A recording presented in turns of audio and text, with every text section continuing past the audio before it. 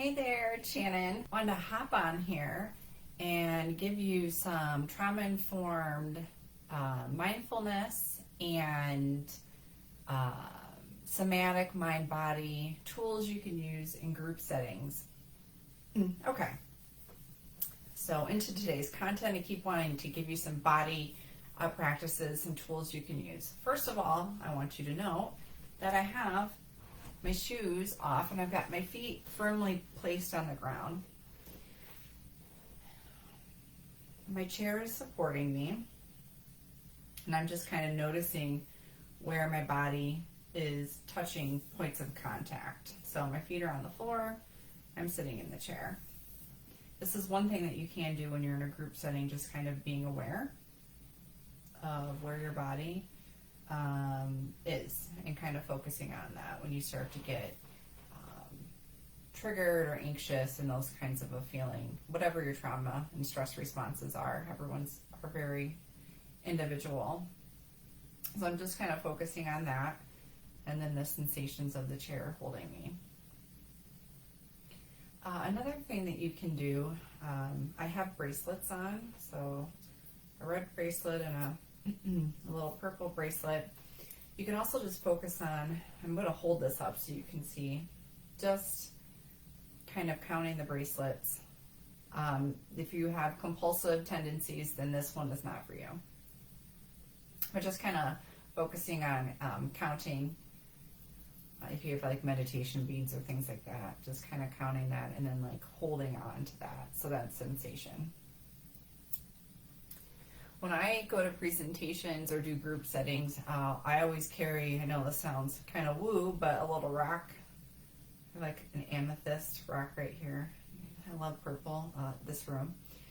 And so holding this in my hand, I give a lot of presentations. I teach. I'm in a lot of big group settings. And it's always nerve-wracking, but holding an object is super grounding. And so this can be something that you can do for mindfulness as well, is practice. You can be mindful just sitting there and counting, the beads on your bracelet, or just sitting there and then focusing on holding an object in your hand like a rock. It could be a pen or whatever you can kind of grab. And so these are just some tools that you can use with mindfulness, with trauma. Focusing on going slower. Guided meditations or guided mindfulness or active mindfulness can be great as well, like cooking, going for a walk, listening to music or a guided meditation app, holding objects. Another thing that can change your consciousness and be grounding or helpful are essential oils. I have a diffuser next to our bed. This sweet orange is a really great scent for PTSD and trauma. Citrus scents bring our consciousness into an awareness state that is both relaxed and alert. And so you think about like trauma responses in those 4 quadrants of the fight, flight, fawn, and freeze. It's kind of settling within all those 4 quadrants. And, just taking a little whiff of an essential oil, and taking a deep breath can be helpful. There are inhalation sticks that are available, and I think there are like little bracelets on the internet that you can fill up with essential oils and just kind of taking a smell. Smells change our consciousness, change our awareness, and can be super grounding, especially if you're just focusing on the smell.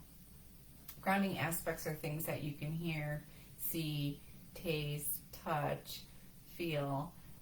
And so the more that you engage your senses and focusing on that, the more that you can calm your internal state down, and having some tools there that you can use.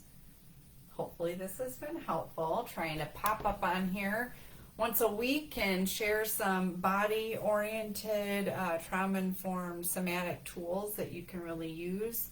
I like some of these because they can be used in group settings when you're with people. And when you're getting triggered or if you need a break. And you can always, if you are getting trainings, like meditation trainings or mindfulness trainings, you can always ask for accommodations if you're a person with a disability Having a physical or mental health condition or trauma can mean that you are a person with a disability, and so asking for accommodations, and if the provider there is not willing to do that, then they would not be very trauma informed. And so looking for someone else. I think a lot of people feel like they're doing meditation or mindfulness wrong when they've experienced trauma. And the other thing to note is that if you have a trauma history, mindfulness can actually be more triggering. And so if you're wanting to do like intense mindfulness, you're going to be sitting with more of the things that maybe you have been avoiding through some of your coping strategies. And so sometimes that can be, it's going to bring out a lot more towards your awareness. And so working with a trauma-informed provider that is doing meditation or mindfulness training is going to be important. And there is a difference in that. There is definitely a difference. Options are going to be given to you. You're going to be invited. You can keep your eyes open or closed, hold an object or not, move around if you would like, what feels good to your body. Those kinds of statements are going to be clues as to if your provider is trauma informed, if they're going to be open to working with how you uniquely are in a way that's not shaming you, making you feel like you're different than everyone else in the group. You have to think about different body mechanics for folks. Sitting in certain poses for a certain length of time with different body types or different body structures can just hurt. And so having different options can be just helpful for your body long term.